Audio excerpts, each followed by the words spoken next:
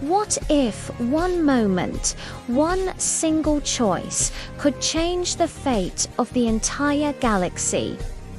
In the timeline we know, the brave warrior Keria made the ultimate sacrifice, giving her life to save Arka from the clutches of the dark side.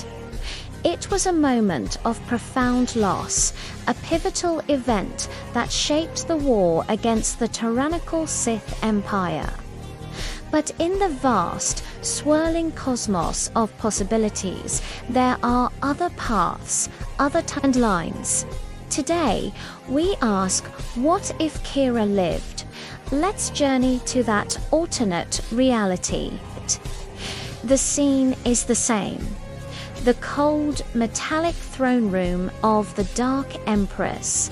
Arka, exhausted and overwhelmed, stands before his nemesis.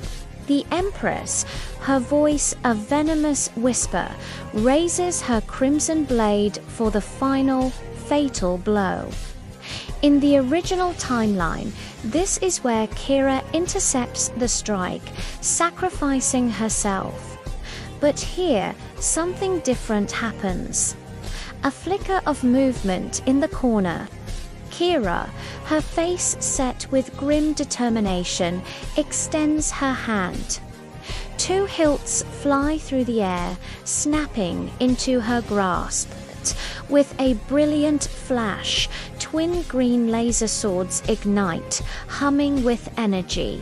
She lunges forward, a blur of motion, her blades meeting the Empress's in a shower of sparks, just inches from Arka's chest. The galaxy holds its breath. Keria is alive. Arka is safe, and the fight is far from over.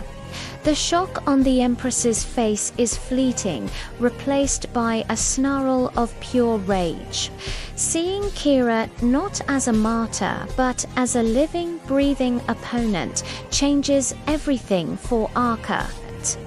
The despair that had clouded his mind vanishes, replaced by a surge of hope and renewed strength. He ignites his own green blade, and side by side, he and Keria face the Empress together. It's a dance of light and darkness. Keria's twin blades are a whirlwind of defensive grace, a green shield that deflects every furious assault from the Empress. Arka, emboldened by her presence, goes on the offensive. He channels all his pain, all his fear, and all his hope for a better galaxy into a relentless series of powerful strikes. The Empress, accustomed to fighting a lone, desperate Jedi, is suddenly on the back foot, struggling to fend off two perfectly synchronized warriors. Their styles complement each other flawlessly. Keria is the unshakable anchor, her precise parries creating openings.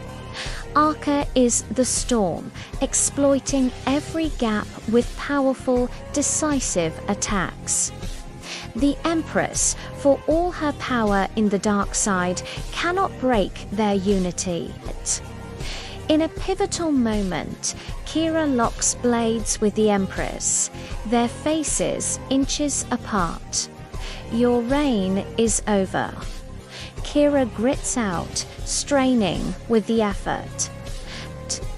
That brief distraction is all Arka needs. He lunges forward, his green blade finding its mark. The Empress gasps, and she crumbles to the ground, the dark side's grip on the galaxy broken. But there's no time to celebrate. The throne room doors burst open, and the Empress's elite guards, clad in black armor and wielding electrostaffs, pour into the chamber. They are fanatical, sworn to avenge their fallen leader. Arka and Keria exchange a look no words are needed. Back to back, they become a whirlwind of green light, a fortress of two against a legion. They fight not for victory, but for survival. Every block, every parry, every precise cut is a step towards freedom. They carve a path through the guards, their movements a testament to years of training. They are not just allies, they are two halves of a whole, thinking and moving as one. They fight their way out of the throne room, down corridors swarming with enraged soldiers, and into a hangar bay. Blaster fire ricochets all around them as they sprint up the ramp of a stolen freighter. As the ramp closes and the ship rockets into the stars, they finally allow themselves a moment to breathe, leaving a crumbling empire in their wake. With the Empress gone, the Sith Empire begins to fracture. Her iron-fisted rule was the only thing holding the ambitious, treacherous Sith Lords in line. Without her, they immediately turn on one another, each vying for control of the shattered throne. The infighting is catastrophic. Power struggles erupt into open civil war across Sith-controlled systems. Fleets that once threatened the Republic now fire upon each other, and armies that were poised for galactic conquest are recalled to fight for new, self-proclaimed masters. The Empire, a monolithic threat just days before, is now devouring itself from within. This chaos is the opportunity the Republic and the Jedi Order have been praying for, with the Sith war machine grinding to a halt. Republic forces, led by Jedi Knights, launch a series of bold counteroffensives. They reclaim star systems that had been lost for years, greeted as liberators by oppressed populations.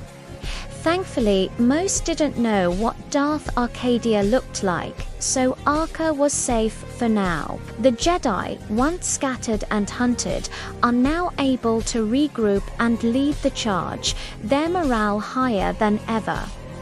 The tide of the war has not just turned, it has become a tidal wave of light, washing over the galaxy. Within months, the war is won. The Sith are scattered, their leadership is non-existent, and peace, true peace, finally returns. Amidst the galaxy-wide celebrations, Arca and Keria make a choice. They have fought the Great War, they have faced the ultimate evil, and they have won. But the cost was high, and the scars, both seen and unseen, remain. They realize that their place is no longer on the front lines or in the halls of the Jedi Temple. They yearn for something they were denied for so long, a simple, quiet life. With the Republic's and Jedi Order's blessing, they chart a course for the Outer Rim. They find a small, verdant planet, untouched by the war, a world of sprawling green fields and peaceful blue oceans. On that quiet world, far from the echoes of battle and politics, their bond deepens into something more. The camaraderie of warriors blossoms into a profound love. Under the light of a twin sunset, Arca and Keria marry in a simple ceremony, promising each other a lifetime of peace. They build a home, work the land, and for the first time, they are not a Jedi or a soldier, but simply Arca and Keria. Their life is filled with the kind of joy they once only dreamed of. That joy soon multiplies. Keria gives birth to a beautiful baby girl. They name her Carillon, a symbol of their perfect union. She has her father's thoughtful eyes and her mother's fiery spirit. Watching her take her first steps in their sun-drenched garden, Arka and Keria feel a sense of contentment, so complete it feels like a dream. They have found their happily ever after, a reward for their sacrifice and bravery. But the darkness is patient. It has a long memory. Deep in the shadowy corners of the galaxy, remnants of the Sith, fanatical cultists loyal to the fallen Empress, have been secretly working. They never accepted defeat. They have been gathering resources, studying forbidden sciences, and clinging to a singular, twisted goal: revenge. They have managed to secure a sample of Arka's genetic material from when the Empress would take his DNA. In a hidden laboratory on a volcanic world, their project reaches its terrifying conclusion. Using forbidden cloning techniques and dark side alchemy, they succeed in creating a perfect clone of Arka. But this is no mere copy. They have twisted and corrupted him from the moment of his creation, pouring all their hate, anger, and dark side energy into his being.